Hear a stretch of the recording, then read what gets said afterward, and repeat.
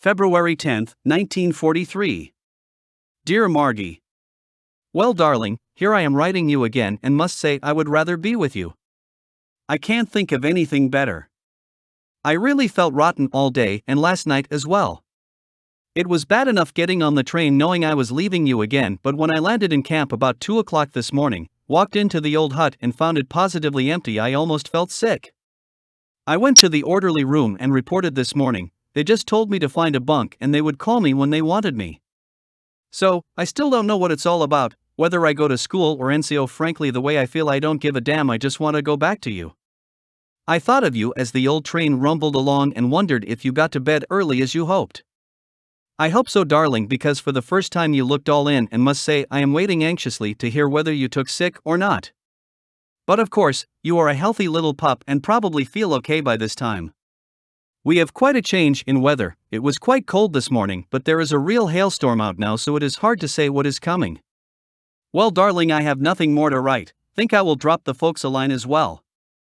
Drop me a line, darling, and address it to Hut B16, leave out the 11 section. All my love, sweetheart, I really miss you this evening. As ever, Roger XXXXX. P.S. Your letter of January 21st was waiting for me. R. February 11, 1943. Dear Margie. Well, darling, how are you now? All rested up, I hope. I know I have caught up with my sleep, but don't feel any better towards this place. I have been moved into the trade training section and must wait until the next draft goes out for school. That won't be until about the 4th or 5th of March. Until then, I will be a real general soldier. Route marches, tending the butts at the firing range, shoveling snow, and anything they want doing. So, the outlook isn't so bad. I spent all morning in the Y reading and sleeping, but the afternoon I spent on the trucks just riding around. Well, darling, it's near supper time and there really isn't much news to give you.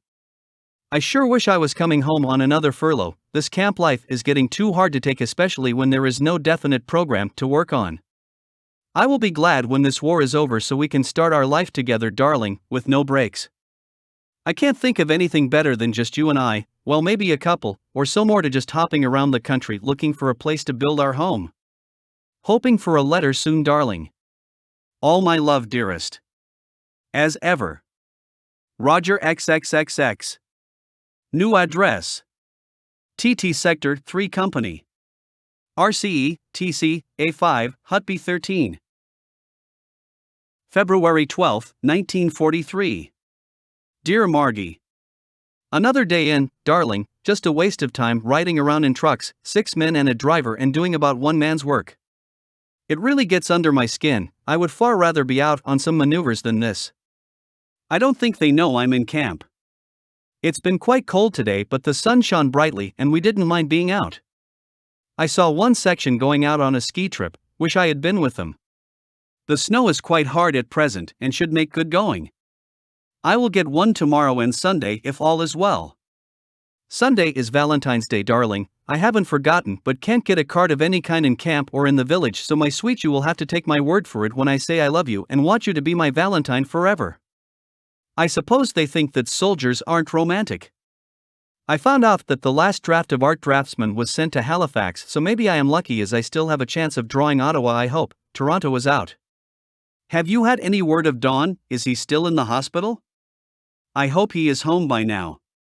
By the way, have you shipped my clean clothes yet? I hope so, dear, as my buttons are pretty bad and don't want to get into trouble over them. Well, sweetheart, guess this is all I have. I get a letter from you tonight or tomorrow. All my love, Marg, until tomorrow when I will drop you another line. As ever.